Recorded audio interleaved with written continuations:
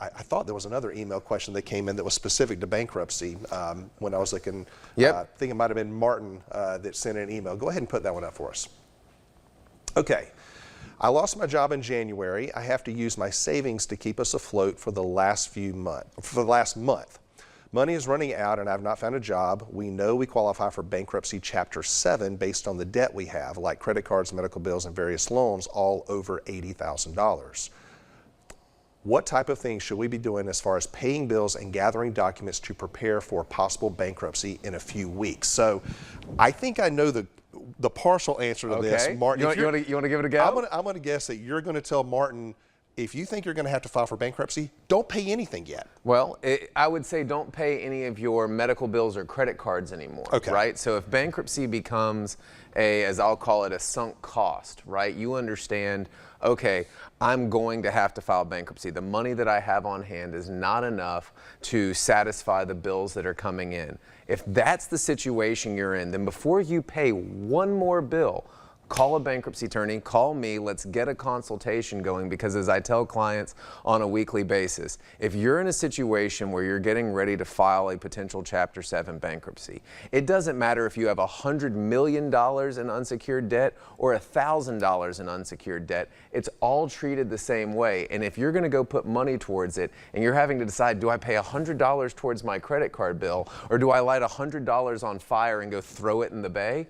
Go light the $100 on fire and throw it in the bay, because at least that gives you a good story to tell. No one tells a story about the time they paid the credit card bill that got discharged in bankruptcy. Right. And so, Martin, to your question, a couple of things that I want to be very clear on. One, whatever you do, do not touch your retirement. Do not touch your retirement. If you already have, it's okay, we can work with you on it. But if anyone out there is struggling in a situation similar to Martin's, where perhaps they're trying to figure out how to resolve that debt and they think, oh, maybe I need to pull from my retirement, my IRA, my 401k, maybe I need to pull money off my house. Please, before you do that, call me. That's one of the toughest decisions you see people make, is where they take money from a secured, exempt location like a house or a retirement account and they put it towards bad debt. The best thing that you can do, pull together the debts that you have, pull together the assets you have, and then give someone such as myself a call so that we can have a conversation about what this process looks like. I promise you, it's far less painful than you think. It's much smoother and easier than you're probably expecting.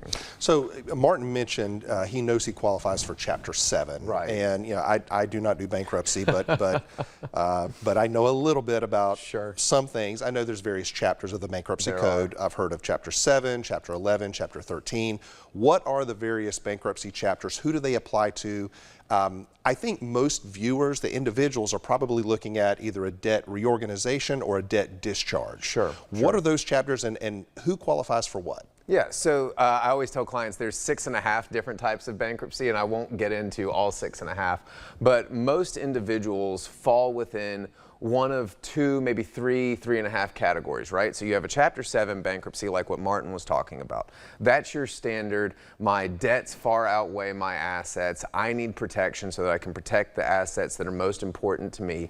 I need to wipe that slate clean and start over, right? Well, if you're at the appropriate income threshold, which for a single individual, now they've upped the threshold again. It's in excess of $64,000 on a gross. For a family of 4, the gross income is roughly $104,000 to $107,000. So if you think about that, if you're a family of 4, you got 2 folks who are working hard, you got 2 kids at home, right, and the bills are stacking up. I have a feeling I'm probably talking to some people out there in the audience right now.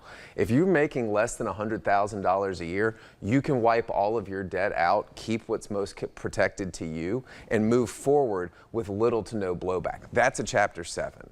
Now, Chapter 13, maybe you're behind on your mortgage. Maybe you're behind on your house, right? And you need to find a way to reorganize that debt so that you can keep those things that are most important to you. Now we're talking Chapter 13 territory. But then there's another version, which is a form of Chapter 11 for businesses, that I think is probably pretty similar for a lot of our viewers out there as well, which is Chapter 11, Subchapter 5. That's for my small business owners out there, right? We all know it's tough for small businesses right now. You know, banks aren't wanting to lend, people aren't paying on the same rates, and so that's another type of reorganizational bankruptcy. All of them provide you the same type of debt relief on the front end. They provide you the same type of release on the back end. It's just a question of which one is best for you as an individual or a business. Okay, very good. Great information.